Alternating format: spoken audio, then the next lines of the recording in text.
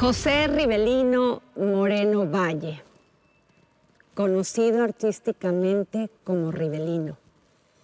Nació usted en San José de Gracia, Jalisco, en los Altos de Jalisco. Escultor reconocido nacionalmente, pero más internacionalmente. Rivelino, ¿dónde descubrió usted el arte?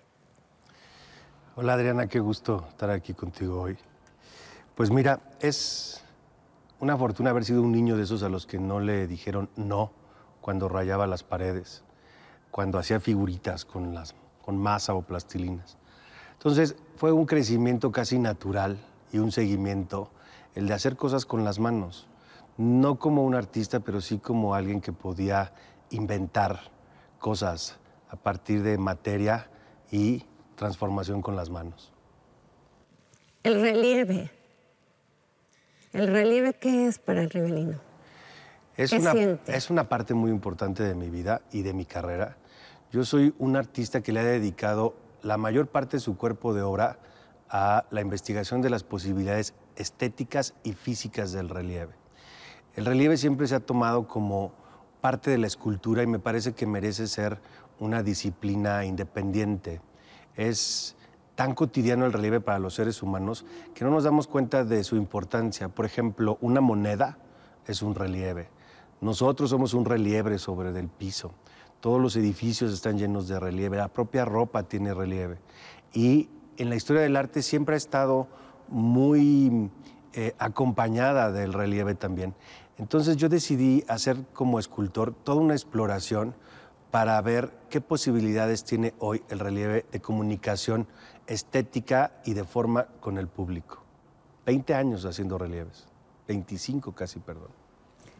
Detrás del relieve hay imaginación, hay sensación, hay tacto. ¿Qué explota en la cabeza de Rivelino en ese momento?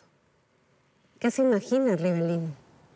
Pues todo parte siempre de una curiosidad temática, de algo que me está causando suficiente interés para poder llevar a cabo una investigación profunda. Puede ser un tema emocional, puede ser un hecho que sucede entre seres humanos, puede ser incluso algo de la naturaleza y a partir de ahí empezar a explorar por medio del dibujo qué posibilidades tiene de ser llevado hasta el relieve y si eso va a tener otra vez un regreso hacia el público que lo observa y un poder de comunicación. En mi trabajo está siempre tres elementos: el creador con la idea, el objeto que ya la tiene en sí misma y el espectador que cierra la pinza. Es un círculo. Si uno de esos tres no está, no se completa mi trabajo.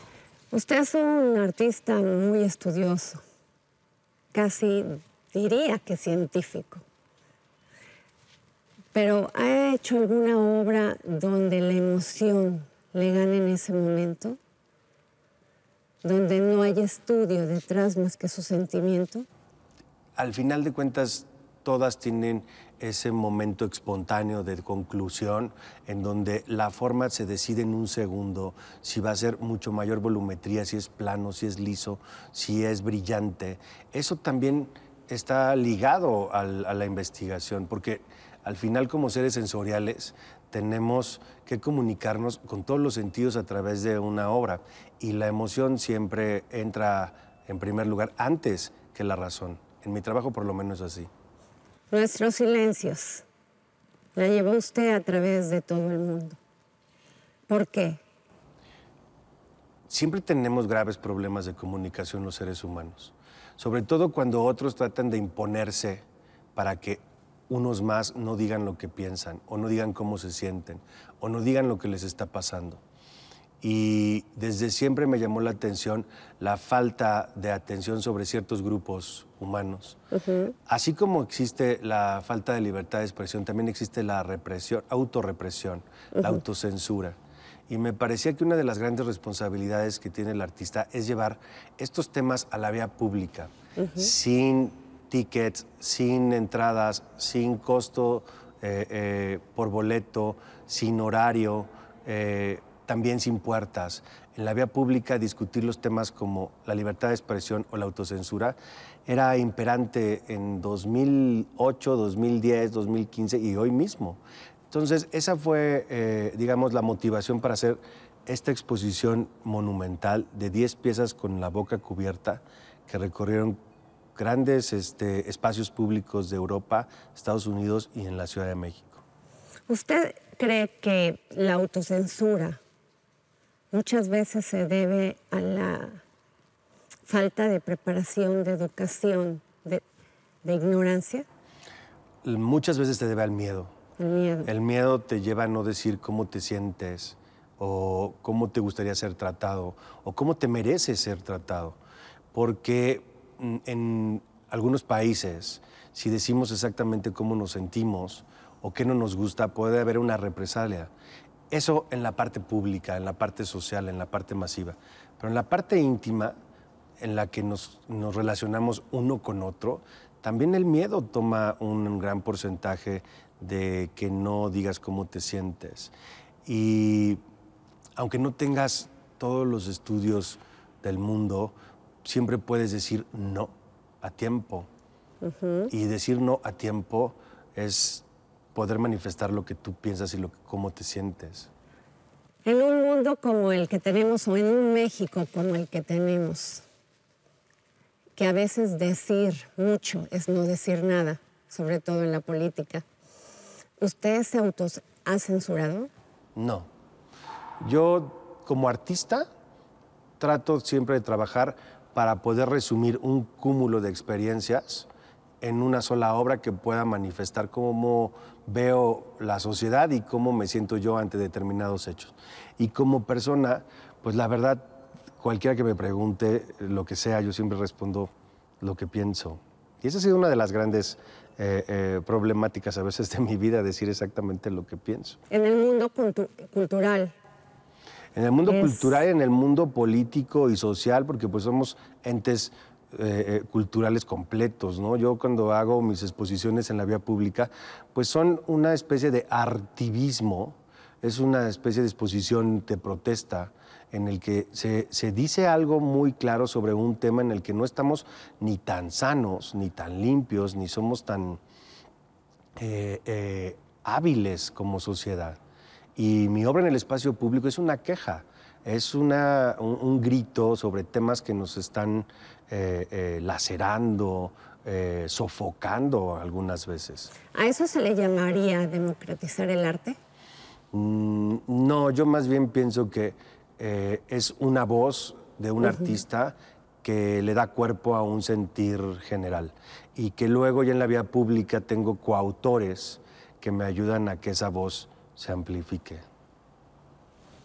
Maestro, usted presentó una muestra en la ciudad de Puebla que se llama Víctimas y Victimarios. ¿Quiénes son las víctimas y quiénes son los victimarios en la obra de Rivellino? En un aspecto grande, amplio, todos tarde o temprano tenemos un papel de víctima o de victimario. Pero en el contexto actual del país y del mundo, hay muchas personas que sufren una violencia física enorme y que no tienen ni toda la atención ni todo el cuidado que merecen.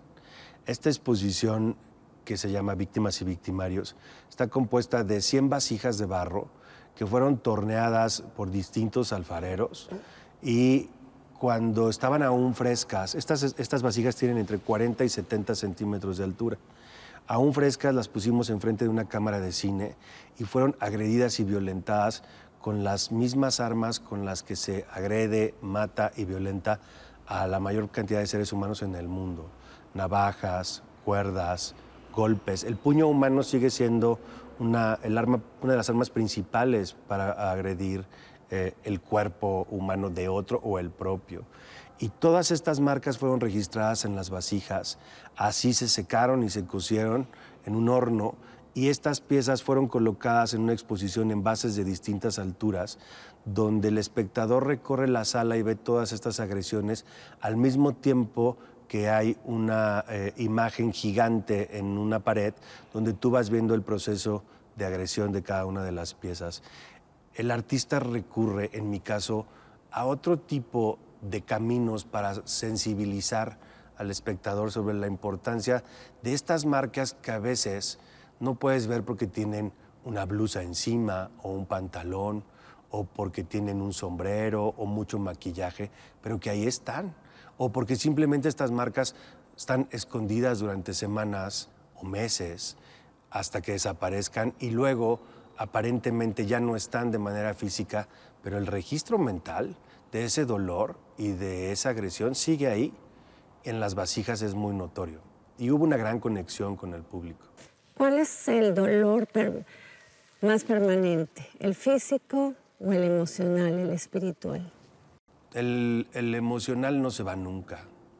La marca de una agresión física puede desaparecer, pero el recuerdo y la angustia y la frustración y el miedo que eso dejó, solo recordarlo es como repetirlo. Y si no están siendo atendidas estas víctimas de manera profesional, lo cual es difícil para un país como México, pues es repetir la historia una y otra vez, una y otra vez. Hay casos muy emblemáticos, pero la mayor parte no están, no los vemos, no tienen nombre ni apellido, aunque todos los mexicanos sabemos que están ahí, en sus casas, en sus escuelas, sufriendo determinado número de agresiones cotidianas. Y para mí como artista sí hay una responsabilidad de visibilizar desde mi trinchera este tipo de cosas en silencio, desde cómo lo hace el arte, a través de una obra, de una pieza o de la materia. Ahora, me llama la atención que víctimas, femenino, puño, el golpe de un puño es masculino totalmente. Las mujeres no usamos el puño para golpear. En esta pieza en particular, yo me concentré en todos, porque no hablo particularmente de lo que sufren las mujeres, sino también, por ejemplo, los niños. Los niños son muy violentados de manera física y emocional, y sí hay atención hacia eso, pero también los ancianos.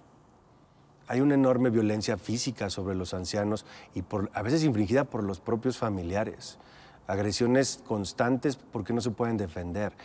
Aquí en esta exposición hablo de las víctimas y los victimarios humanos, como especie, donde cabemos todos. No he hecho todavía una pieza que hable solo de la violencia sobre las mujeres. ¿La va a hacer pronto? Pues aquí caben, aquí están ya adentro, pero seguramente es un tema importante. Lo que pasa es que hacer una pieza física que muestre el dolor tan grande que están sufriendo las mujeres en este momento por medio del arte requiere mucho cuidado, requiere mucha precisión para no errar en posibles interpretaciones. Es delicado, Adriana, poner una pieza abierta en la vía pública o una exposición de manera que todos puedan opinar acerca de eso, porque el artista camina en una navaja, en un filo de navaja, en el que puede ser, en estos momentos de hipersensibilidad, pues tomado de una manera en que no fue pensado, y esas posibilidades existen. Total. Es delicado. Sin embargo, es una realidad que estamos viviendo, no solamente en México, sino en los países latinoamericanos. ¿Y qué sería de un artista que no corre riesgos? O sea, hay que correr el riesgo y animarse a hacer obra en el espacio público que empuje un poquito los límites. Que eso es lo que trato de hacer casi siempre yo en la vía pública, empujar la realidad un poco, aunque a veces haya grupos que no se sienten contentos o no están del todo a gusto con piezas en la vía pública. La calle no es el lugar donde todos estamos de acuerdo. Es el lugar donde empezamos a ponernos de acuerdo como sociedad. Y necesitamos lanzar una idea o una propuesta que todos vean para empezar a dialogar sobre qué está bien, qué está mal, si vamos por un camino correcto o le mejoramos. Pero siempre es bueno sacar los temas a discusión en la vía pública y el espacio público es maravilloso para poder discutir. ¿Qué es la crítica para Rivelino? La crítica ha mutado a lo largo del tiempo. durante muchos años era la opinión experta académica sobre si algo era innovador, creativo o ejercía un marco de referencia artístico. Con el paso del tiempo, el poder de la crítica se ha diluido, porque todos opinan. La idea de un texto impreso en un medio de comunicación que era esperado por todos para ver si creíamos o no creíamos en el quehacer de alguien, ha ido desapareciendo como tal. Creo que ahora se ha nichado. Tenemos cientos de microcríticas en cientos de espacios de exhibición, pero también la libertad artística ha crecido muchísimo.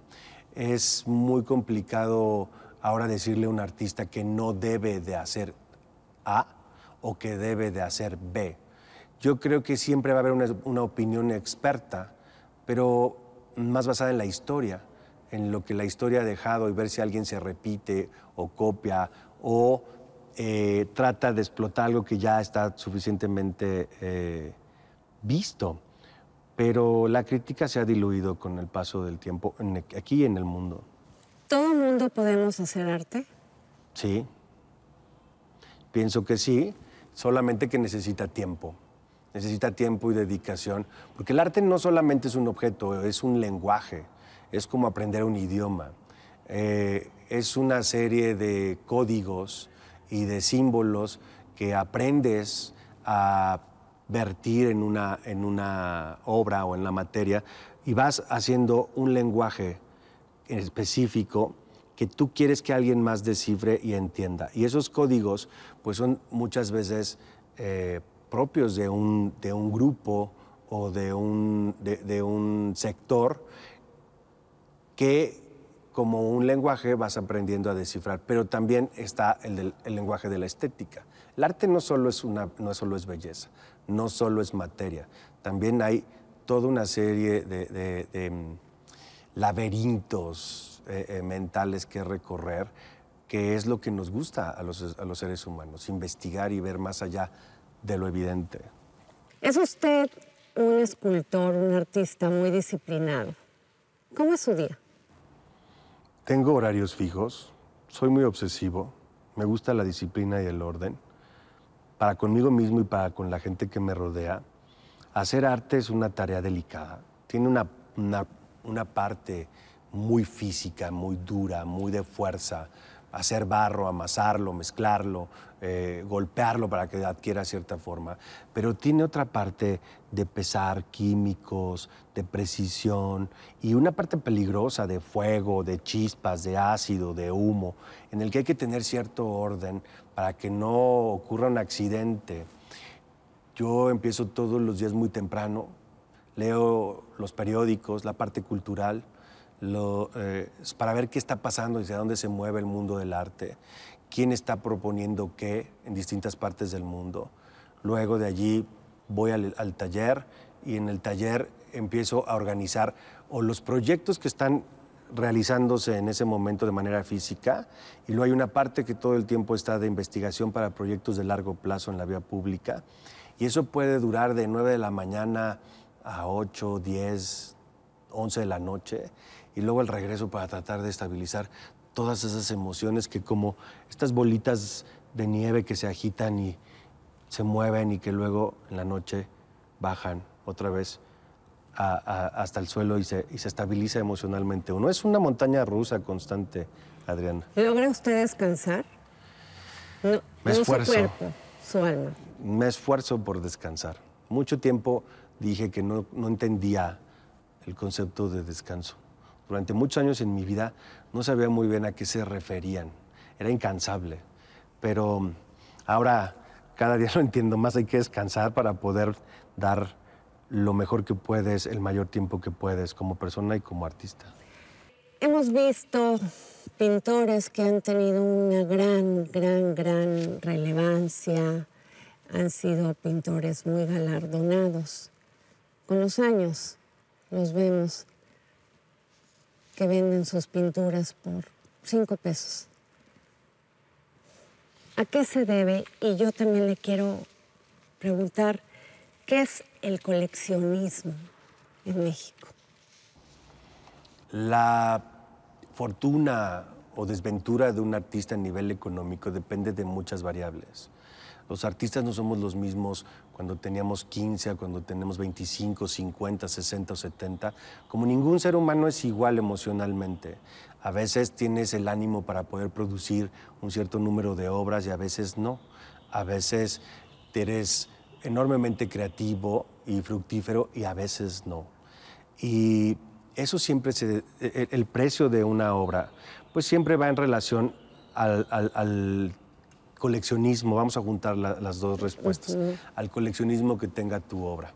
Si tu obra es deseada y ha alcanzado una cierta cotización a lo largo del tiempo por el tipo de exposiciones que haces, por el número de obras que haces, por la importancia o relevancia de tu obra en un cierto circuito comercial o porque eres un artista que hace exposiciones que pocos hacen, este currículum importa.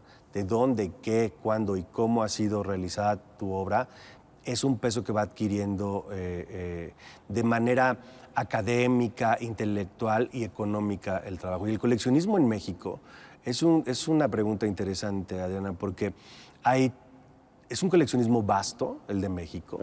Hay coleccionistas que empiezan por amar a un artista y ese amor es para siempre, como las películas. Lo van siguiendo, le van dando cuidado y atención y siguen en ese coleccionismo con él como si fuera una pareja. El artista y el coleccionista son una pareja que a veces se suelta y hay otras que nunca se suelta. Y hay otro tipo de coleccionismo que es este amor a primera vista y que luego con el paso del tiempo, como en algunas parejas también, pues empieza a ceder ese amor y a lo mejor de repente pues puede que haya un divorcio o puede que te gusten otras personas y entonces empiezan a tener obra de otros artistas. Hay el coleccionismo unitario, el que solamente tiene obra de un tipo. Puede ser alguien que coleccione puertas o puede ser alguien que coleccione solo pintura realista o puede ser alguien que colecciona muchos artistas de un periodo en específico o de una técnica en específico. Yo tengo la fortuna de tener coleccionistas de esos que siempre van de tu mano, desde que empecé hasta hoy. Y tengo la fortuna de pertenecer a colecciones donde hay otros grandes artistas dentro de esas colecciones. Y también, Adriana, hay coleccionistas que van y vuelven. Coleccionan durante un periodo de tiempo y luego hacen otras cosas y luego vuelven de nuevo a coleccionar arte. El arte es como el mar, como el oleaje del mar. Puede ser muy intenso, igual el coleccionismo como ese mar fuerte que llega con olas que golpean las rocas una y otra vez, o puede ser un mar apacible que va y viene con ese oleaje. Para provocar ese oleaje, como usted lo dice, tuvo usted que posicionar su obra. Y eso a veces parece fácil, parece que no van a una galería o van a un lugar, ven la obra. No, pasan muchas cosas detrás de ella. Y no todos los artistas tienen esa disciplina, capacidad y profesionalismo para ir posicionando su obra. ¿Usted cómo lo ha hecho? Yo empecé en un tiempo en que la difusión de la obra era complicada. No había redes sociales, no había esta comunicación por internet tan veloz. La manera en que éramos vistos los artistas era en impresos con las pocas revistas que había en México que tenían una especialización de arte, o los periódicos en la zona de cultura, o muchas revistas que tenían que ver con diseño de interiores, especializadas en arquitectura, y ahí veían la obra colocada en distintos lados.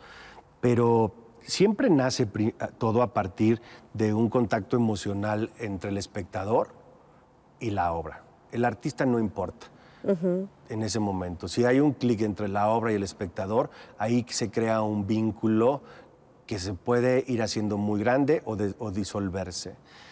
Yo tuve la fortuna de ser pues muy visto cuando empecé. Fui un artista joven con la fortuna de ser publicado en todos lados, de ser visto rápidamente en muchas partes y de llamar la atención, por ejemplo, de un intermediario increíble que tiene el mundo del arte, que son los arquitectos. Los arquitectos en México tienen un peso importante.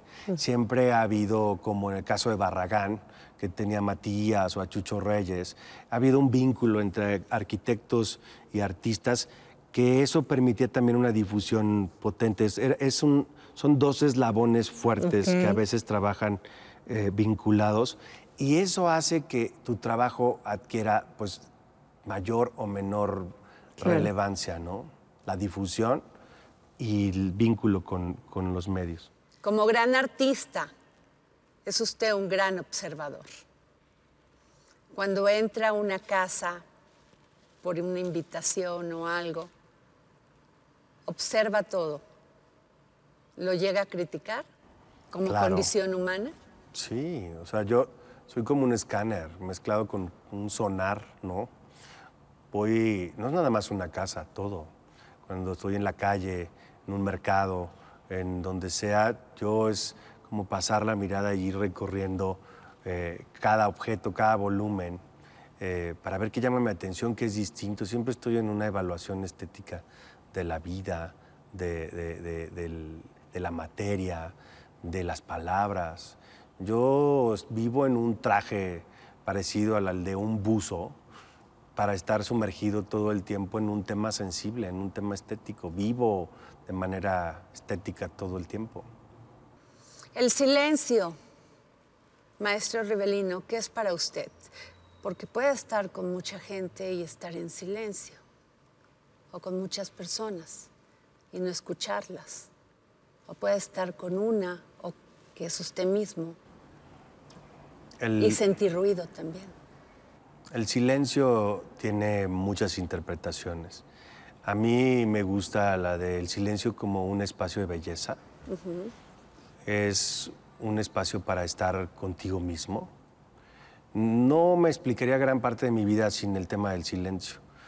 Es algo que he explorado mucho. En la música es necesario el silencio para poder distinguir entre una nota y otra. Pero también existe el silencio como respuesta.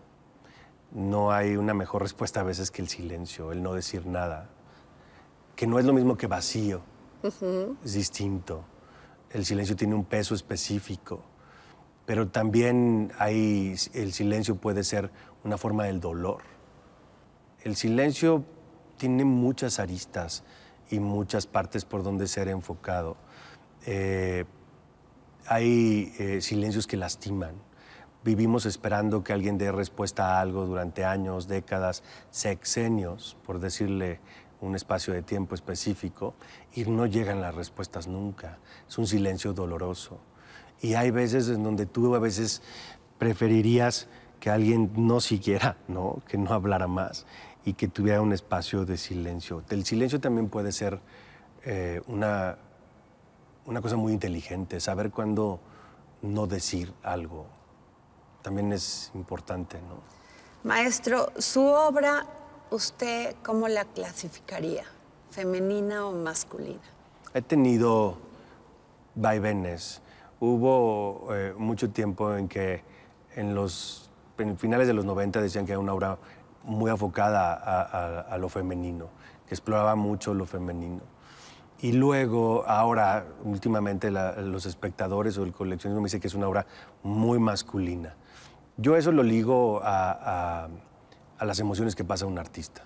Hay veces que tú puedes ser enormemente frágil como artista, o hay veces que estás pasando momentos difíciles y duros para contigo mismo o el entorno, y eso tiene que reflejarse indudablemente en la obra.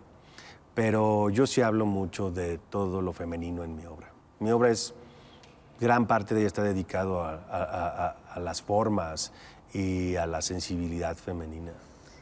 Los colores, maestro. Soy de pocos colores. Mi color favorito en el mundo es el negro. todo el mundo que está cerca de mí lo sabe.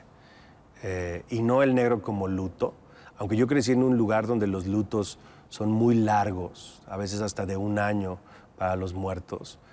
Mucha gente me pregunta si yo me he visto de negro porque llevo algún luto. No, el negro es un lugar donde yo me siento bien. Es un lugar que me permite misterio, me permite profundidad, me permite estabilidad. El negro habla mucho de una cuestión emocional y en mi obra ocupa un espacio importante, lo mismo que el blanco, que los amarillos, el rojo. El rojo. El rojo me ha impactado mucho en su obra. Y el dorado también, pero el rojo en mi obra siempre tiene que ver con la sangre, tiene que ver con la sangre como vida, o la sangre como muerte, o la sangre como pasión, ¿no? El rojo tiene esas 3 vías en mi trabajo, la vida, la pasión y la muerte. Igual el negro, ¿no? El negro también tiene que ver, como te digo, con el misterio, con lo oculto, en mi obra en particular, sí puede ser con la muerte, con la oscuridad. Y el dorado siempre en mi obra tiene que ver con la luz, tiene que ver con lo solar.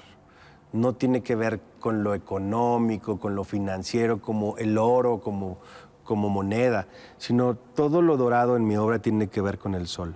Mi obra es muy solar en ese sentido. En estos momentos el mundo nos cambió después de una pandemia.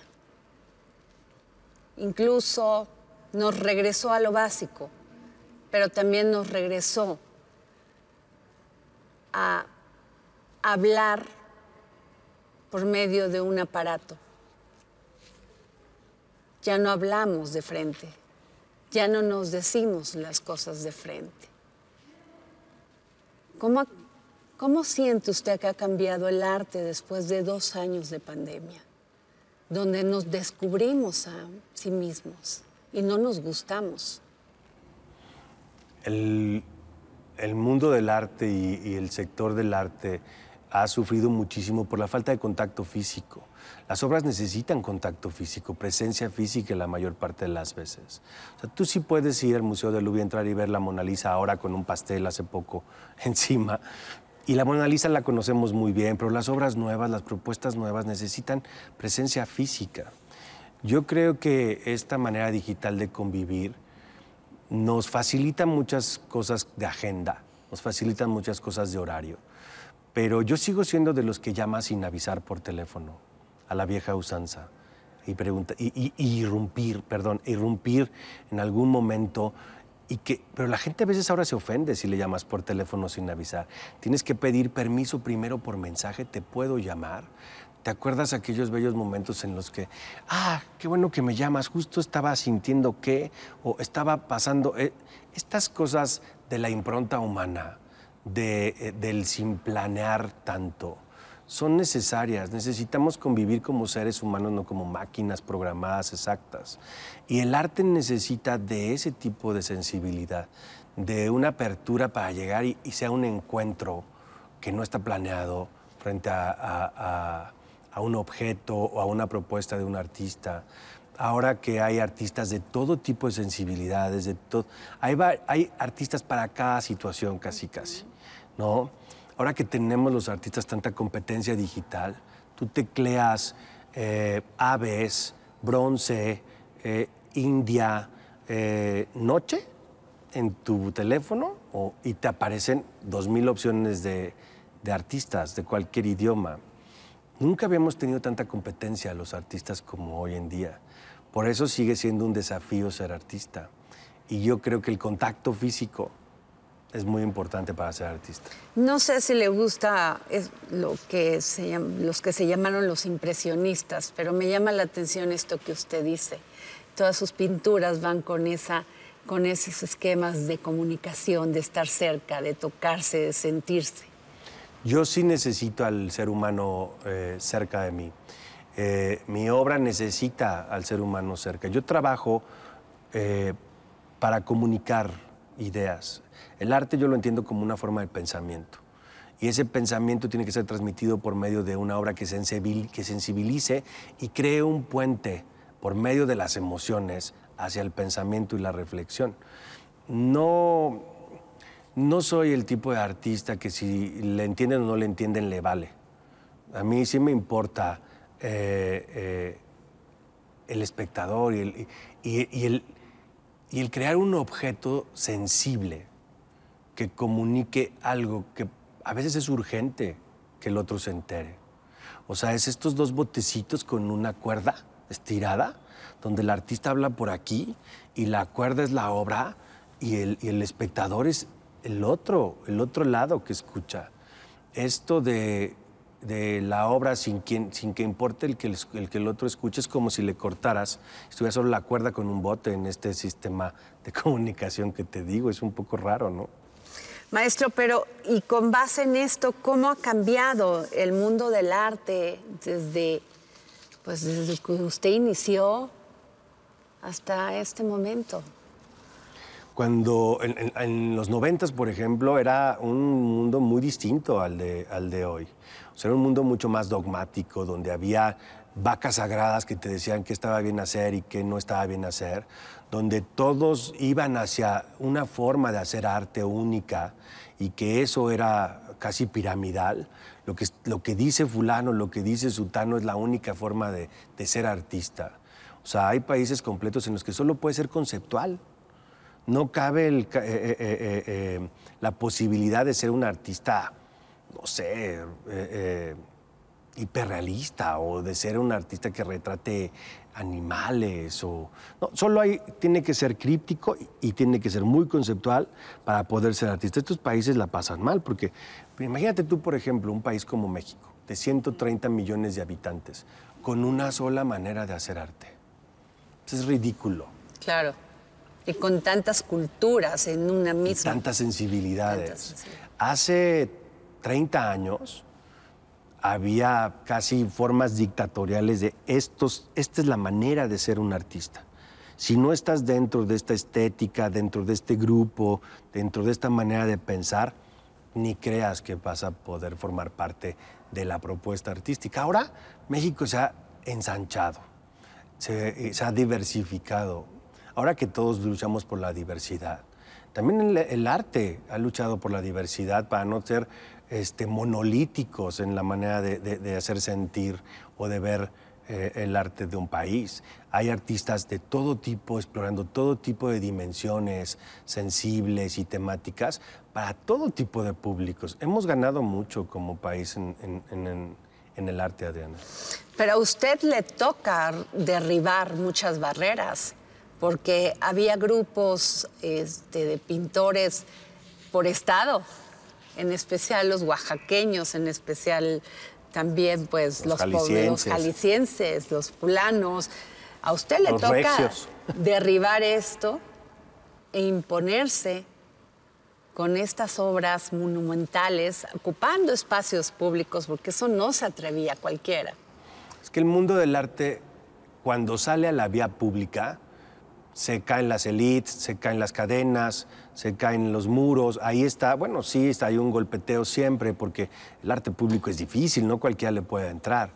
Pero sí me tocó vivir una época en la que, por ejemplo, un artista sin galería era mal visto. Que los coleccionistas fueran a visitar al estudio de un artista y que no tuviera una galería era algo pues sacrílego, tenías que pasar por la galería a fuerza.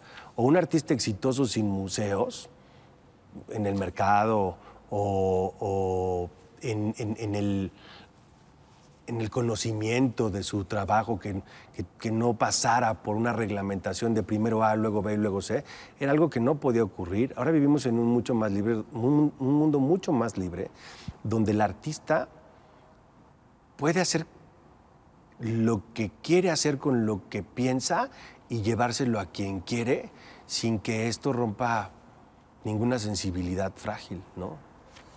Maestro, y hablando de esto, su obra Tú,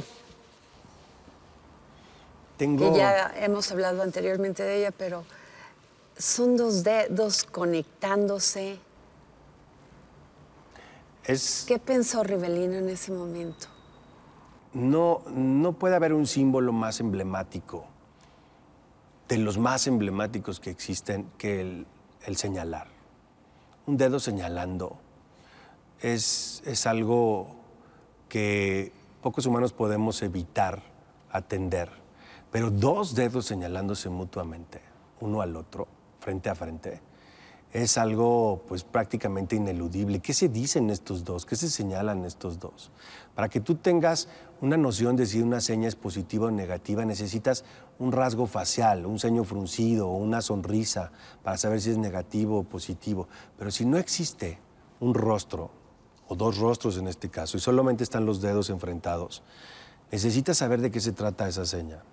Esta obra se titula Tú y habla de quién es el otro para mí, de qué tan iguales somos unos frente a otros.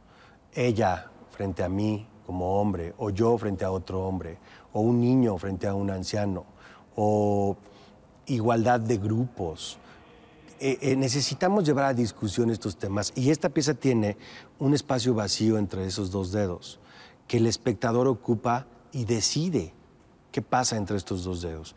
Es una pieza que se presentó en Trafalgar Square en Londres y que de ahí ha recorrido diferentes espacios, pocos, 4. La pandemia no me dejaba exponerlos porque la gente los toca y los toca y los toca. Y estuvimos prácticamente 2 años con ellos en una bodega. Pero ahora vuelve a salir en Puebla y va a empezar un recorrido por distintas ciudades en México. Me importa mucho hacer exposiciones en México. Ya muchos años le dediqué tiempo a hacer exposiciones fuera de México y creo que los artistas debemos de atender nuestro país. El interior de la República necesita exposiciones valiosas también. Maestro, hay muchas ferias de arte, exposiciones de arte. ¿A todo se le puede llamar arte? Pues yo creo que radica, como te digo, en el espectador. Yo creo que no a todo se le puede llamar arte. Hay cosas... Necesita tiempo. El arte necesita tiempo para ser pensado, para ser creado, para ser construido, para ser observado, para poder pasar la prueba de la historia. El arte necesita tiempo, pero como te decía hace un rato, el arte es pensamiento. Y si hay cosas que no detonan un pensamiento mínimo, ¿no? O hay cosas que se están copiando. El mundo del arte es un mundo en el que se aprovecha el trabajo de otros autores para poder crear algo propio. Pero afortunadamente ahora podemos buscar de manera fácil y encontramos el origen rápidamente. ¿Cuánto le lleva hacer una obra? Por ejemplo, Todos somos electricidad. 1 año. O sea, todos somos electricidad hablando de que debemos de dejar los combustibles fósiles para pasar a los que no dañen el medio ambiente y eso llevarlo a una exposición en México le llamamos deshuesadero, un panteón de coches viejos que de repente fue intervenido por miles y miles de plantas que salían por todos lados donde la naturaleza recuperaba su terreno. O colgar unos coches viejos encima de la entrada de la Fórmula E, esta carrera de coches con electricidad y no con gasolina, ¿no? Y que la gente viera que otra vez la naturaleza está tomando estos automóviles volando en el aire a 25 metros de altura. Todo es un proceso entre curiosidad, investigación y acción, aunque siempre hay cosas espontáneas, ¿no? Ahora estoy interviniendo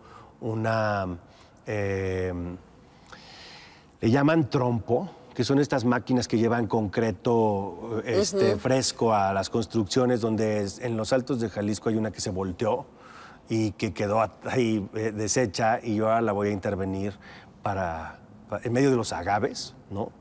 Para que acompañe los trayectos en la carretera en Jalisco. Son cosas espontáneas. Si usted tuviera que decidir qué época de su vida fue la que más le motivó a los cambios o ha sido la que más le motivó a los cambios, y yo le pusiera 2 edades, la de los 20 años y la que está usted viviendo en este momento. Y una más, hace 6 meses también, ¿quién era el Rivelino? La verdad es que el Rivelino de 20 años tengo todo que agradecerle. O sea, ese Rivelino fue quien pensó y decidió a dónde ir, con una enorme pasión, con una manera de ver el mundo sin ataduras, sin cadenas, siempre empujando para adelante. Yo he sido muchos Rivelinos a lo largo de mi vida, como todos vamos cambiando, pero sí ha existido desde un Rivelino que no cedía a un Rivelino muy divertido durante una etapa de mi vida donde todo era diversión y emoción y pasión, a un Rivelino más introspectivo después, lleno de curiosidad por saber qué había en la parte más profunda del mundo del arte. Uno muy aguerrido que no se rinde y que sigue hacia adelante. Pero ahora, curioso que me diga 6 meses, porque llevo tiempo pensando que este que soy ahora yo contiene todos esos. Y es un momento interesante para decidir qué hacer con todas esas experiencias acumuladas y hacia dónde dirigir la energía, hacia dónde vas ahora que casi tengo 50 años. Es interesante ver todos esos que fuiste a lo largo del tiempo y cuál es la ruta a continuar y con qué energía y con qué pasión hacerlo. Como vamos avanzando en la vida, vamos tomando decisiones y esta de continuar y hacia dónde se vuelve interesante entre más grande eres. ¿Qué significa para usted el amor? El darlo todo a cambio de nada. ¿Se puede dar todo a cambio de nada? Sí, claro que sí. Yo tengo una hija en la que le puedo dar todo a cambio de nada. La amistad. La amistad es un mástil muy importante de la cual te puedes detener y sostener cuando todo se puede ir derrumbando a tu alrededor. Yo he tenido grandes amigos que me han sostenido en momentos difíciles y que me han acompañado en momentos de felicidad. Mis amigos son gran parte importante de mi vida. ¿Se puede ir cambiando de amigos? Sí, claro. Yo tuve 3 grandes incendios en mi vida y con eso se fueron muchas amistades también. En el primer incendio se fueron la mayor parte de las personas que me rodeaban a los 20, 25 años y luego otro a los 30 y tantos, en donde la vida, por circunstancias distintas, hace que todo vaya a una ruta o una intensidad distinta y ahí pierdes mucha gente. Cuando tú cambias, pierdes personas. No todos están dispuestos a ser compañeros de tus cambios. Está bien cambiar de personas también. La lealtad para Rivelino. Es una de las cosas más importantes en mi vida. Yo soy enormemente leal con las personas que me acompañan. Si yo decido acompañar a alguien, pase lo que pase, ahí voy a estar. Soy una persona enormemente leal. ¿Se puede ser leal sin amor y sin amistad? Claro. Yo le puedo ser leal a mis ideas, le puedo ser leal a mis convicciones y puedo ser leal a una tradición, ¿no? Como la que tenemos los salteños. Los salteños somos muy leales a nuestra tierra, a nuestras tradiciones. Me refiero a los Altos de Jalisco, ¿no? Yo soy un alteño leal. ¿Ha sido desilusionado? Muchas veces. Me desilusionan seguido muchas cosas. Las decisiones políticas, las decisiones sociales, ¿no? A veces las decisiones que toman o las acciones que toman personas que me rodean en la vida cotidiana. Yo me ilusiono fácilmente, creo en las personas fácilmente, confío fácilmente en la gente. Y eso te lleva a desilusionarte constantemente, ¿no? ¿Cómo lo asume? Con fuerza, con valentía, con aplomo, con ganas de seguir adelante, pero no me hace perder el ánimo por volverme a ilusionar. ¿Estas emociones le han ayudado o no en su arte? Todo lo que yo vivo es parte de mi trabajo, forma parte de mi sensibilidad como artista. Y yo vivo en un mundo sensible. Mi trabajo está construido del resultado emocional de mis experiencias. Eso pasa por el filtro de la razón y de ahí se vuelve un objeto que intenta traducirlo. Lo rodean mujeres, mujeres profesionistas, mujeres que le siguen los pasos a Rivelino. ¿Qué son las mujeres en su vida? Yo crecí rodeado de mujeres. No entendería mi mundo sin la presencia femenina. Tuve una abuela increíble, unas tías increíbles, mi madre, mis hermanas, mi hija, mi mujer. O sea, estoy rodeado de profesionales en mi estudio, tengo grandes amigas. Yo vivo la mayor parte del tiempo en un mundo rodeado de mujeres, en el entorno femenino. Yo las entiendo perfecto. Sé cómo se sienten, por qué luchan, qué les duele, cómo son incomprendidas en las cosas más absurdas a veces. El mundo femenino forma parte de mi mundo cotidiano. Muchas gracias, maestro Rivelino, por esta plática. Gracias a ti. Un gusto.